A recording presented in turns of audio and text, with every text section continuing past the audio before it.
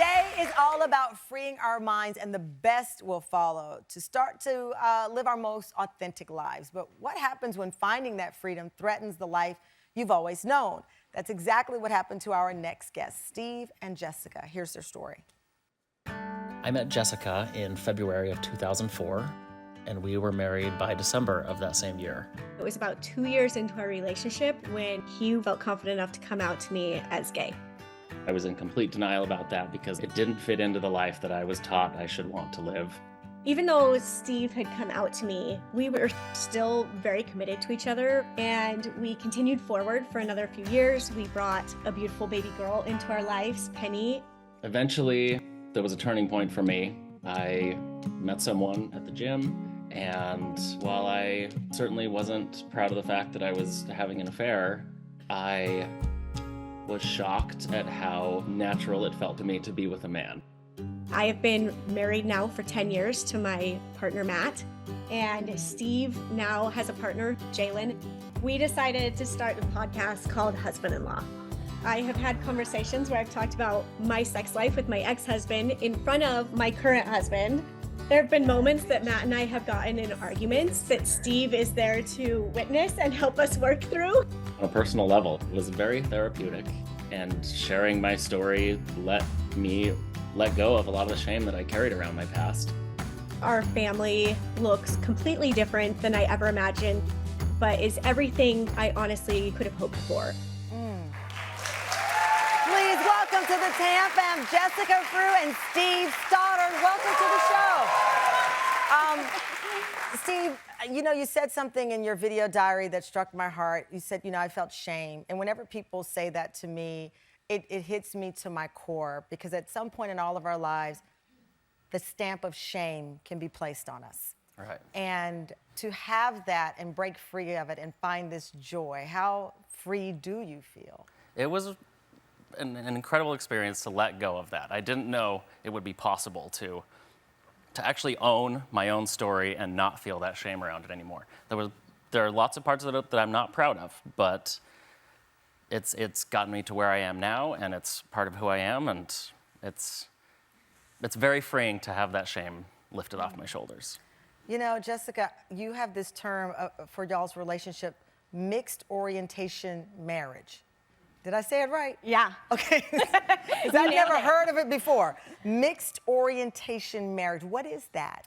So it is when a couple identifies differently. So they have different sexual preferences in any way. So it could be like a straight person and a bi person who are together. It comes in all shapes and sizes. And I actually hadn't heard that term until Steve and I had been divorced for years. Yeah. Just wasn't something I'd ever heard of either. You know, I know that you approached Steve 6 months into your marriage about him possibly being gay. You went on to have Penny, your child, and stay in the relationship. When you took this story public, this show is about freeing yourself. Sometimes people don't want you to be free. They want you to live in the box of shame and hide behind the walls. You said, listen, you can judge me, you can think what you want. This is my story. Yeah. This is who I am. That's a tough one, especially because you have a child involved. Yeah. What lesson did you want Penny to learn from your ability not to hide behind the wall? I mean, I think for Steve and I both, if we could give Penny anything, it's that she has the freedom to be herself, that she knows she is safe to be herself, that she will be loved, that she'll be accepted and supported. Yeah.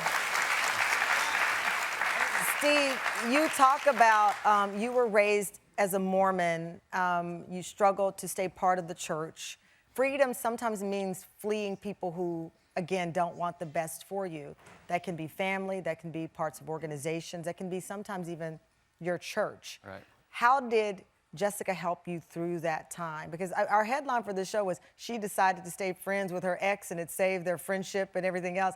I mean, at the end of the day, what you identify as more than anything is dad, and it seems friend. Absolutely. Losing my faith in the Mormon church was a crisis in and of itself, which was tied hand in hand with me coming out and embracing my sexual identity. But it was difficult to lose a belief and a faith that up until then had guided my every decision in life. And all of that at the same time of embracing my sexuality and this change in our family dynamic. And I was a mess. I was devastated. I was very lost, so confused. And Jessica is the one person who helped me get through that. Not that I didn't have other people in my corner, but... I mean, Jessica, listen. It's hard enough remaining friends with ex-boyfriends, let alone an ex-husband who's come out and all of that. But then you found Matt, your husband. You've been with Matt for 10 years, and somehow you got Matt to be a part of the party. I mean, listen, they say people have game. You got game, girl. You got game. How did you get Matt to say, okay, we're all a family, and not only that, we can work together? When Steve and I got divorced, we actually spent a lot of time discussing what we wanted our lives to look like. Like, we had only seen one version of divorce that was very angry and bitter, and while some of those feelings came up, we didn't want that. And we didn't want our daughter to have to worry about, us being in the same room at whatever events were important to her in her life. And so we also talked about what we wanted our partners to look like what we hoped the relationship we could have with them. And Matt came in. I met Matt through Steve. And I'm like, Matt is confident enough to step into this relationship and to understand that I care about Steve. I love Steve. I love that. But that doesn't mean Steve's a threat. Right. We are no longer romantic. But I just love that, because all of I'm those sitting here in things. my mind. I know you have a partner, Jalen. Absolutely. I'm sitting here in my mind thinking of one ex that I would trust to pick out their replacement. I don't know one. What was it about the trust factor that helped you know that Matt would be the right person for And I you? don't know that I picked Matt necessarily. I knew Matt. You knew it. Jessica said, "Oh, who's your hot friend?" So you knew him, she picked him. Matt and I were mountain biking buddies. Yeah. And Well, they you know met what? that way. We're going to get the story from Matt, because he's coming up, and we're going to talk about their podcast, Husband-in-Law, after the break. Welcome back, Sam Fam. We're here with Jessica and her ex-husband, Steve, who came out to her 2 years into their marriage. We're also now joined by Jessica's husband, Matt. They now all co-host a podcast. It is called Husband-in-Law, and Steve's finding freedom in his truth about being gay. They say they've also found freedom that they never dreamt of. Okay, so Steve, to clarify, it's husband-in-law and vice versa. So husband-in-law, yes. Husband-in-law. I just love the light and all. You can see when people feel free. And you have this light about you too, Matt. How did you find your comfort zone in this? How I found my comfort zone in this relationship was through mutual respect. I respect Steve as Jessica's ex-husband, and I know that Steve respects me as Jessica's husband. But more importantly, I know that I respect Steve as Penny's dad.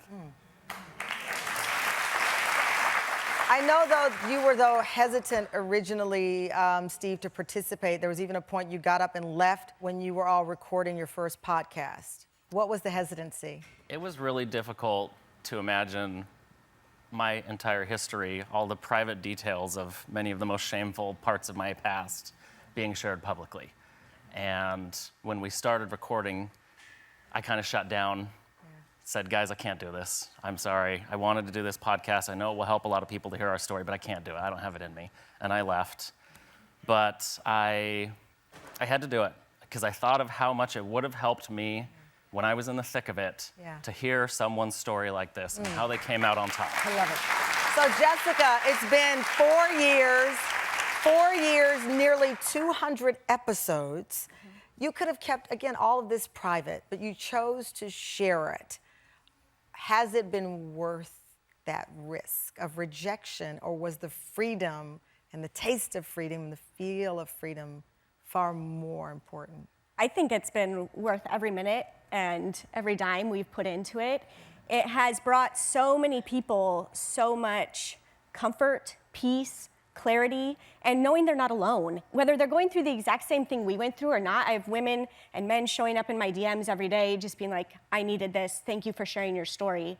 And on another level, it's brought the three of us closer together. It's brought understanding of ways, like, we understand each other on a deeper level now. Matt and Steve definitely. I think Matt hearing Steve's side of the story from Steve's own voice has really brought them, like strengthened their relationship. And the moments that Matt has broken down and cried or in our relationship are a handful, and it's usually when he's listening to Steve tell his story. And it's just beautiful to see these two men that I love be able to create that bond together. Wow. Well, thank you so much, Jessica, Matt, Steve.